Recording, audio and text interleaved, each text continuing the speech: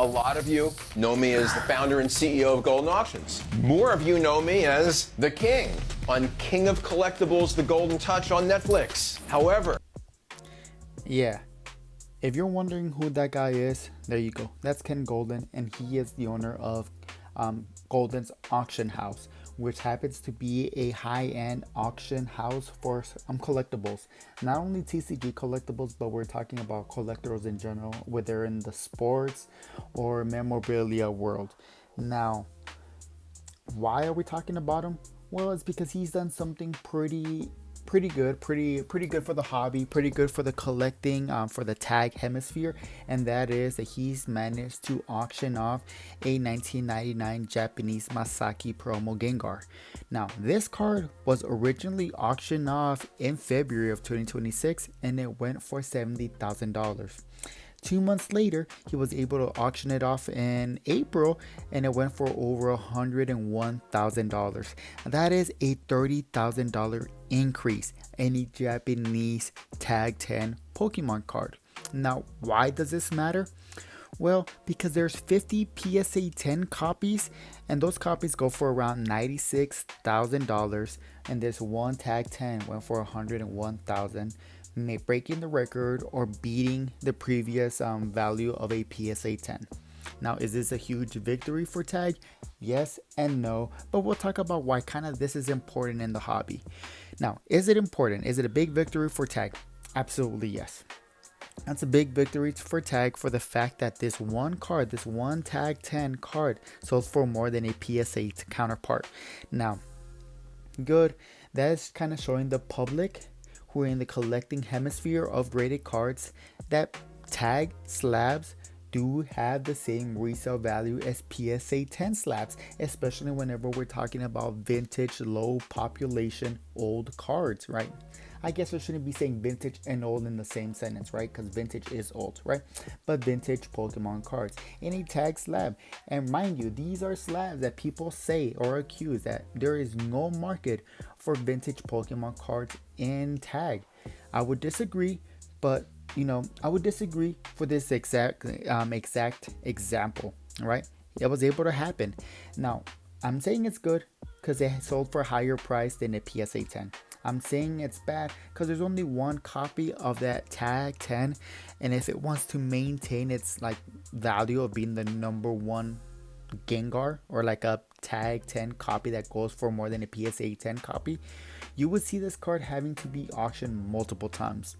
While PSA, there's 50 copies of this Gengar, of this Japanese promo Gengar, so the chances of the next card that's auctioned off go higher than a Tag 10 are more likely, especially since PSA fanboys are notorious for getting their feelings hurt and having any other company have a higher premium than their cards, than their slabs. But Ken Goldin, I guess Ken Goldin is going to be the main conversation of today's video, today's topic, because if you're a Tag collector, investor, reseller, whatever you want to call yourself, this guy is probably going to be one of the most influential figures that is going to help Tag and the Tag's narrative of resale value.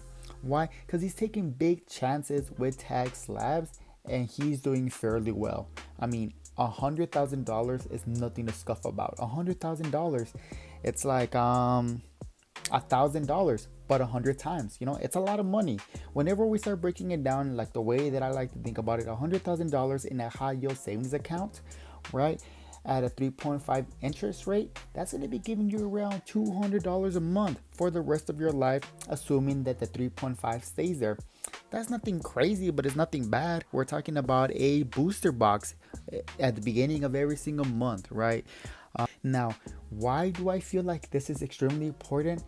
Because we already talked about it in a previous video, is that Ken Goldin is going to go ahead and auction off the highest Tag 8 Pokemon Illustrator card that there is out there up to date right now. So he's going to auction off the highest Tag 8. I'm kind of waiting to see the results.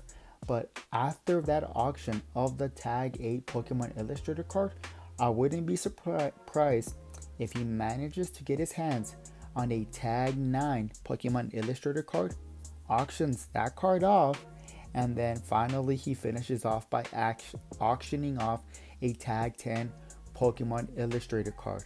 Now I feel that if he manages to auction off that tag 10 Pokemon Illustrator card, there's going to be a lot of eyes on that event, especially for the fact that we will be able to have the cards side by side in comparison to see, do tag grades are they more significant than PSAs? Because at this point, most people are agreeing that people are buying PSA slabs for the brand, not necessarily for the grade or for the service, but for the brand, for the resale value, right?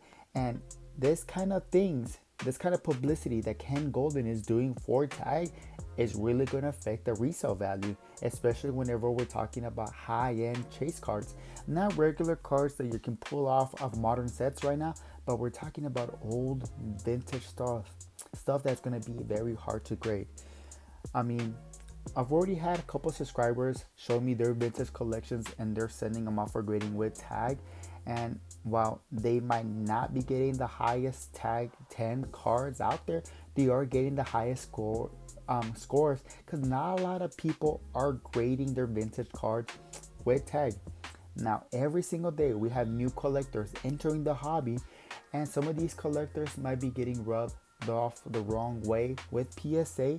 So there's always a potential that they might go ahead and crack some of these slabs, some of these 8s, some of these 7s, or some of the copies that they have, because there's a lot of raw collectors out there, and they might actually go ahead and grade with tag that even though their prices went up, you know, you're not gonna get hit with that upcharge, especially whenever we're talking about high-end chase cards, a tag 9, a tag 8, or PSA 9 or a PSA 10, right? They have a nice value behind it, but not getting that upcharge charge for those cards, for those vintage cards, where grading it is going to become like an automatically increase in value, could be very beneficial. So we'll probably start seeing a lot more influxes of grading cards, of vintage cards out in the market, especially for stuff that we don't see on the often, like very often. I mean, I'm talking about stuff that, yeah, you go to conventions, but you're probably not going to see it there. Why? Because convention Pokemon cards, for the most part, convention grails, you know, some of them reach 20 grand. We're talking about like the Luigi's, the Mario, Pikachu's out there, you know, the Evolving Skies cards, you know, the Beckett Black labels. But whenever we're talking about the real high-end chase cards, you're probably not going to see it because it's too much of a liability to lose it out there. I mean, I could be wrong. You know, vendors kind of they do different things. Some vendors will take slabs like that, not with the purpose to resell, but that's their centerpiece and that's their attraction piece. So people are like attracted and they want to go see to their card and lead to their table. Now, how do we feel about this, about Ken Goldin auctioning off tag 10 cards? Well, honestly, look, I'll be honest. I'll be transparent. No, right? I'll be transparent. Ken Goldin rubs me off the wrong way.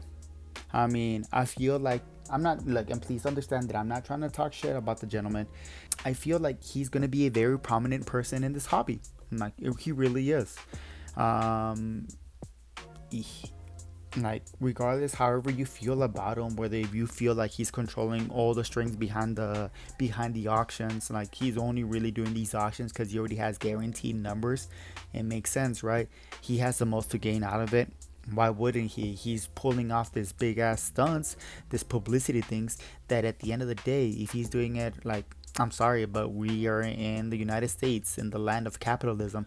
If you're not doing something to get some financial value or advantage over other people, you're kind of just wasting opportunities. And this guy seems like he's not wasting any opportunities at all whatsoever. So, do we think we should like it? Absolutely not. I don't think we should like it. I mean, and we'll be honest, it's probably out of our price range for the things that he's going to continue doing so. So that doesn't mean we should support it though, but we should have our eyes on this because I do see long-term implications from the things that he is doing, especially whenever high-end chase cards are being graded to tag and their prices have gone up. I mean, we talked about the prices in the last video, and a lot of you guys had some strong opinions about it. Like, we're going to talk about some of the comments that people have made. We're talking about in reference to the tag price increases, right? Pars90 commented, "This was unexpected. If they started to upcharge on the cards, that's where I would draw the line and not grade with tag." And honestly, I would agree with you. The price increase, look, I'm not trying to justify it. I'm not trying to like defend them. Like, I don't like it. It's really kind of gets kind of hampered like some of my grading decisions going forward, especially with the fact that they removed bulk, the cheapest one, and like they just replaced it with the standard or the basic, whatever they want to call it, with the basic, right? Where you can still send 10 cards, but in order to get that price, you gotta send 10 cards. That's bulk. That's bulk, right? But they just did a price increase on bulk, and they downgraded the size that you need to meet to get access to that bulk, the new bulk price, right?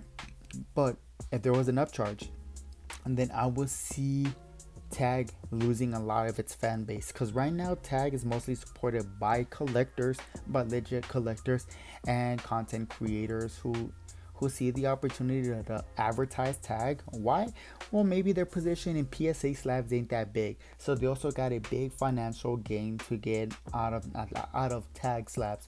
Personally, me, I collect in tag, and I do understand if tag got more mainstream, then I will be able to move some of my collections later down the road for my financial gain, so I can increase my collection. I'm gonna be completely transparent with you. They're not done, right? But honestly, like, I would want tag to be more relevant in the grading world, and I think slowly, surely, with time, they will. Now, next comment, Evil Eyes 2000 or 2016 gaming. Tag has nice slabs, but those costs to match PSAs is stupid, and people went to tag because they are cheap, but they lack value. I'd rather go with PSA if I choose to resell. Now, absolutely, if you want to resell, go ahead and grade with PSA. There's a good chance by the time that you get your cards back, the Pokemon market is not going to be hot anymore, or not as hot. We might be experiencing another low, especially with the things that are happening with Pokemon. Look, say all you want about perfect order. People are going to disagree. People are going to be so adamant saying that perfect order is a horrible set. It's a horrible set for scalpers. People who are not buying perfect order, they're thinking more of scalping, reselling, or investing in that set. A true collector sees a Pokemon product at MSRP. Yeah, it might not be very popular now, but you can definitely collect, rip for cheap. You can do things with perfect order. If you dislike perfect order because of the price maybe check yourself. But with that being said, look, perfect order, small set, not super popular. Chaos Rising hasn't came out yet, but it's also a small set with the chase card being Greninja. That kind of reminds me a lot of Twilight Masquerade, and Twilight Masquerade wasn't necessarily a strong set. If we look at the ETBs, Twilight Masquerade's ETBs are some of the cheaper ones that you can get for the Scarlet and Violet era, because they have nothing else outside from Greninja. And if you look at Chaos Rising, you really don't have anything else outside from that Mega Greninja. Looking going forward, it's gonna be that Dark Ride, Pitch Black or whatever. It's gonna be a small set, and personally, if the main chase card is gonna be the Mega Dark Ride, which I think the design is not that great, we're kind of going to have to see what some of the other cards provide. It might not be a strong set. So we're going to be getting some mediocre sets for a while now until we get the 30th anniversary one. So by the time that you get your cards back from PSA, the value might be down. So it might not even be worth paying that upcharge for cards that got graded at a high value. And now that you're trying to resell them, they're harder to move because people have moved on to a different hobby. Maybe they would jump back to One Piece. Maybe they moved to Dragon Ball. Maybe they moved on to something else.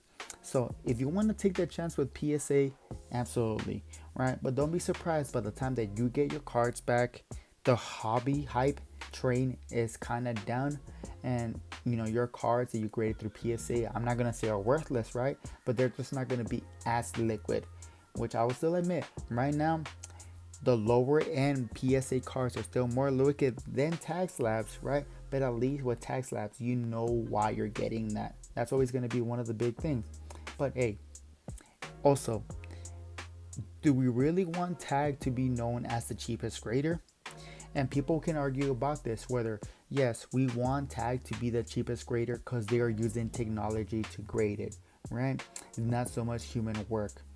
Okay, I understand that point, but also I understand the point of saying, well, in order for this information to be out there from the QR code, like paying off for the servers, the technology, and making grading more accessible, remote grading more accessible, at the end of the day, the only way that tag is going to really be able to do that or produce the products in order for us to get that access to remote grading, we kind of have to pay the price up front, and then that is going to be the current prices right now. Now, if we do get another price increase before the 30th anniversary, I think that will really rub off people the wrong way, but we will see, right? We still got a couple months away from the 30th anniversary, right? We're barely in April, so that's spring. We gotta wait till fall, so we'll find out. The next comment is gonna be by Fresh and Salty Johnny. Tag and CGC are the only companies everyone should be grading with. Like, why would you want to grade with a company that also owns other grading companies and has a vault which they crack 9s and magically turn them into 10s? And the owner of all three company is the biggest collector in the world. Like, the collection is worth billions of dollars. Like, why would you want to send your cards to that? Doesn't make any sense. And I would say, look, when it comes to the best way I can argue this, or kind of like argue, like, right at the end of the day, like, it's not that I'm trying to fight every single person in my comments, right? But my goal when it comes to like talking to you guys is I want to expand your guys' mind. I want you guys to be able to think for yourself and not just think like all the other content creators, not like you see on TikTok, not like you see on Instagram. Just have your own personalized thoughts. Be unique, right? You will want to grade with tag because that's going to give you the best brand for AI grading. Tag right now is the biggest brand when it comes to AI grading.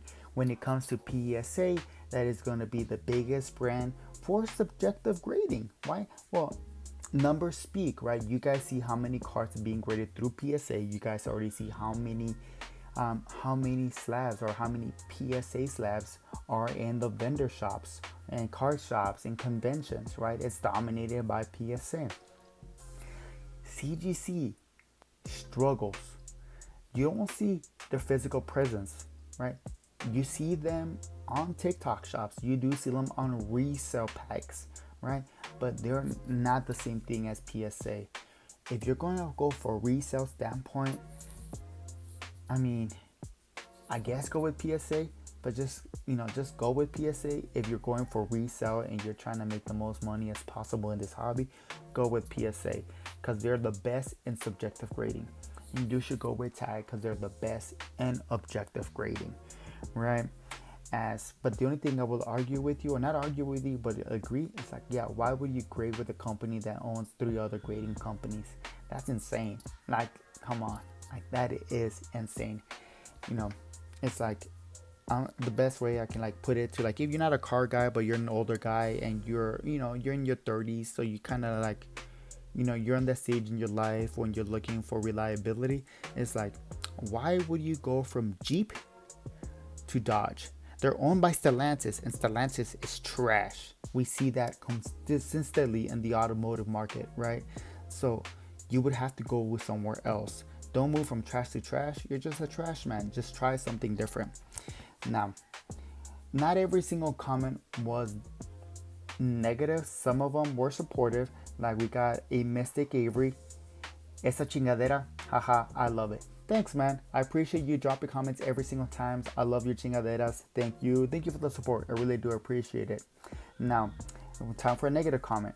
It's unfortunate because I was going to continue saying more.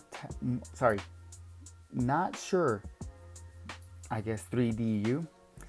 It's unfortunate because I was going to continue to send more cards to tag, but my first order is held up, and now future orders are as expensive as PSA essentially. So I would decide in sticking with BGS and PSA. You drop the ball, tag. Good luck. Look, I don't think this is going to be the end of tag. I think people are going to be a little bit more selective with the things they are grading, and that's kind of like the big issue that I have with this price increase.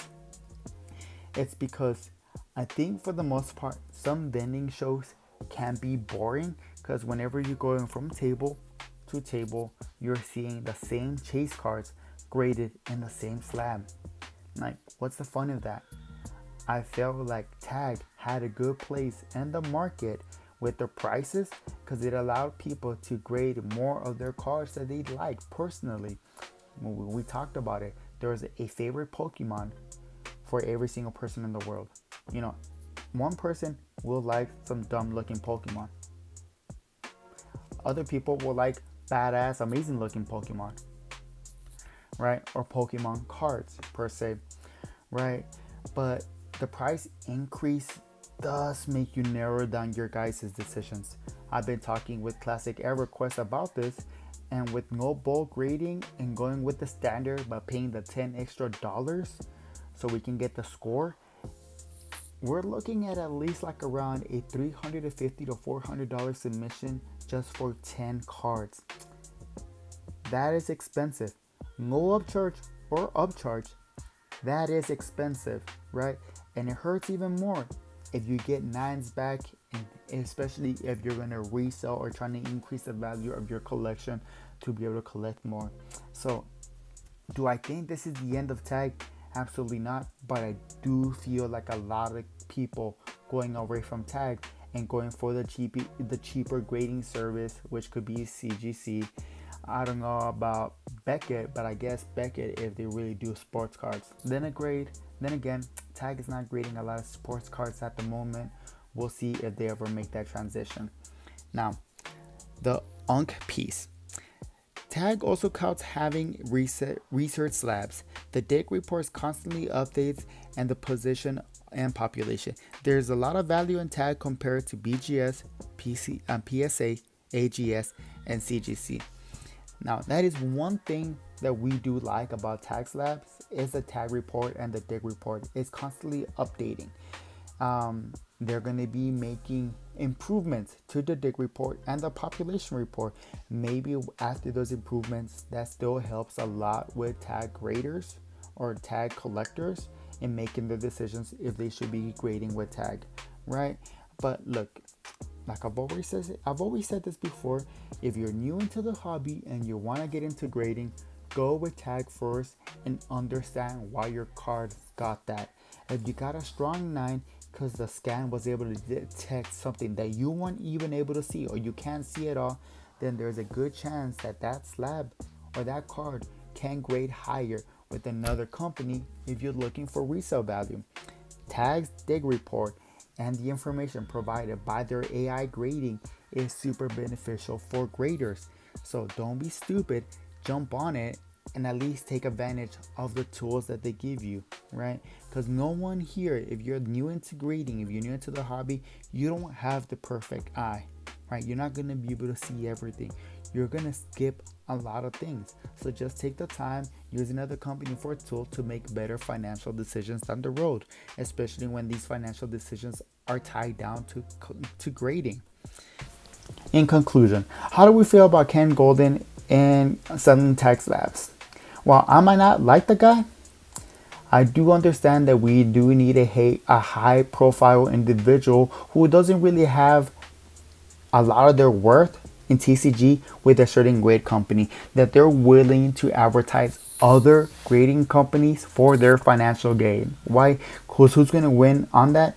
Ken Goldin is going to win, but tag collectors, tag investors, and people who are tired of PSA, that's who's really going to win.